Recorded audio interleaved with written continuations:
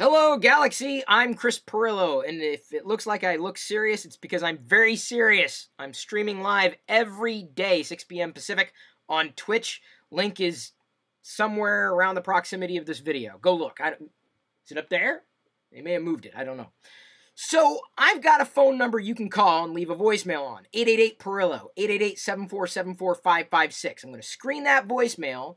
You can ask me a question, and if I think the question's good to answer live, I'll answer live and possibly even record some of those answers, those responses to your voicemails, like right now, as soon as I unlock my phone, because it locked. Power savings. I guess the next question I have is, when are they going to make an all-day battery? Hi, this is Liz. So I have a question. When the Razor Crest was destroyed, all that was left was stuff that was made from Beskar and the knob that Grogu kept on playing with. So was the knob from the gear shift, or stick shift or whatever, was that made from Beskar? Or was it just, because it was metal, it was a remnant? That's my question. That is an amazing question. Not just because it's related to The Mandalorian, but you're posing a situation that I had never really considered before. Not that I would think that there's any degree of consequence for the ball, the knob, the top. Liz, don't feel bad. I know nothing about cars. People ask me what I drive all the time, and I'm like, steering wheel. It's got a couple of USB ports, a cup holder, and a radio. Not like anybody listens to radio anymore, but, it's a car. So I don't even know. And I also heard that they're getting rid of stick shifts altogether. I think they're, getting phased out, which is so long overdue. And I know there are people out there, who say, well, you're not driving a car unless you shift gears. Okay. Well, you gotta shift. Automatic. Yeah, you're not driving a car. Okay, I'm fine in not saying that I'm driving a car. I'm moving a car. I can get from point A to point B. Does the car work? Yeah, but the automatic stuff does it automatically. That's not driving. Okay. Cool.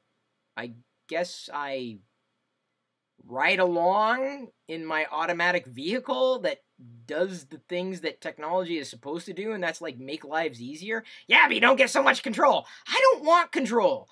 I want the car to do its thing. And at some point in the future, when the car is definitely smarter than me, and we are getting there, don't get me wrong, it's not going to take that much to be smarter than me. I'm sure there are vehicles out there that are definitely smarter than me. I don't want them right now. Not that I'm afraid of machines taking over necessarily. Maybe if they make vehicles out of Beskar steel, that'd be a car I'd drive. The machines will take over. I know we joke about that now, but just wait till it happens. Then everybody out there who's saying, I didn't want the whole thing to happen, and now look at that, the car is driving you. The thing that you were saying the car was doing because it wasn't a stick shift, the car is now driving you. It's going to take you where it wants to go. Yeah, and it ain't the mall. It ain't the Lego store, buddy, because why would a car need to go to a Lego store? Oh, it's a collector? All right, well, maybe it will go to the Legos. I'm having an imaginary conversation right now. This is what I do, right? This is what I do all day long. It's just the difference is that I'm doing it live and people are watching. I apologize for the tangent, but it's I guess somewhat important to cover when we're talking about vehicles and vehicle parts, because I'm sure there's one nerd out there. No, there's many nerds, don't get me wrong. Look around you, virtually. I mean, physically, if you're in the same space as nerds, get out. Get out while you can. Save yourself. Or maybe you're the nerd. If you can't find any, you're the nerd.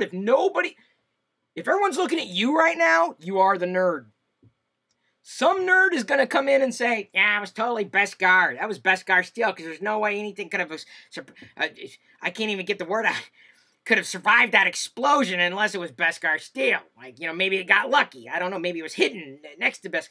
I'm sure there's 5,000 theories up on YouTube, clickbait.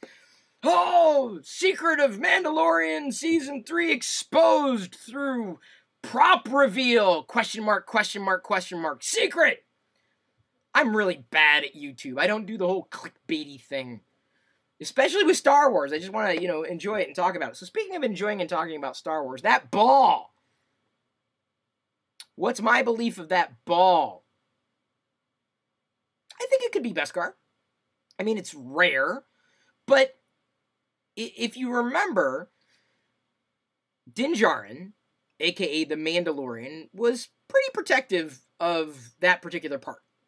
And he could have used anything in that particular, the hardware with the particular, he didn't even have to use it to be able to use the lever. It just makes it easier to shift the lever or move the lever around, assumedly, when you've got a ball on top. Not that I have a lot of balls on top of things around here. No, not really. But if he was protective, it may have been of value. Then again, maybe Din Djarin is just really particular about a ship, which I probably would be as well. You know, you saw how he's reacted anytime it's fallen to pieces. That was a very painful moment in the episode. Oh, by the way, spoilers. Did I mention I'm a really bad YouTuber? So the ship exploded, and my first thought was like, oh man, I backed the Razor Crest. Hasbro has this outfit called HasLab, and you could back the barge a couple years ago, which I didn't do, as discussed recently with a guest on the live stream. And they recently had the Razor Crest that you could back. And I was skipping it at first, but then they announced one of the stretch goals being 4 carbonite blocks, 4 figures, and I was like, I have to do this. I'm a sucker for figures. I wanted them to keep packing the figures in there, but they wouldn't, and they won't. But it sounds like it's going to be awesome. I don't know if I'm going to take it out of the box yet. It was expensive. That'll be one hell of a birthday gift whenever it ships. But my first thought was, this ship, if and when it ships, it got blown up. I'm like, wait a minute. The Razor Crest is gone? Like, what did I back? Are they just going to send, like, a pile of dust? Did I spend that much money to just get a pile of dust? Here you go. It's the Razor Crest. The end of season 2. There you go. Well, we just promised the Razor Crest, and technically this is the Razor Crest. It's from the sand granule. Did I say that right? The little bits of sand, handcrafted. You know, this is Razor Crest sand. It's got stamp of approval right there. But that ball, why did that ball survive? Yeah, I'm going to go with Beskar. And someone I'm sure will come, no, it's just steel. But then another nerd's going to come in and say, no, actually, the melting point of Beskar steel is higher, and the reason why it was able to deflect the heat and the explosion was specifically because of the viscosity of the... Okay. And I'm also sure someone's going to come in, if you read the Wikipedia article, it clearly states on line 4 of paragraph 3... I don't go that deep into this stuff. But it is interesting to think about. Fun to think about. I'm going to vote for Beskar. That's my vote. What about you? Are you voting Beskar or not Beskar? And if you're voting not Beskar, don't raise your hand, by the way. That's a horrible way of voting, because I can't see you. Well, you have to, leave a comment. Okay, we'll do it this way. If you think it's Beskar, you could like the video. If you think it's not Beskar, you could like the video, but harder. Work out? If you think it wasn't Beskar, what material was it made out of? The souls of humans? Those are pretty strong. Beskar? Not Beskar? Does it matter? No, but that's half the fun about talking about all this. What are we going to do? Just turn on the news? And that's been depressing lately. Last time I turned on the news, I learned that the Razor Crest blew up. Not fun. But I'm having fun talking about this with you. Thank you for asking the question, Liz. Interesting thought. Some wild tangents, but, hey, you asked me. You kind of get what you pay for. And given that I think you're an active patron and or YouTube subscriber or Twitch subscriber as well, or I guess they call them YouTube members. Well, I guess you did pay for it. Well, I hope I was worth your money. If not, you can call and let me know. My voicemail is 888-PERILLO, 888-7474556. Is there something you want me to talk about? Like, if you thought that this was just too for you, well, then you steer me another way. I'll go that direction.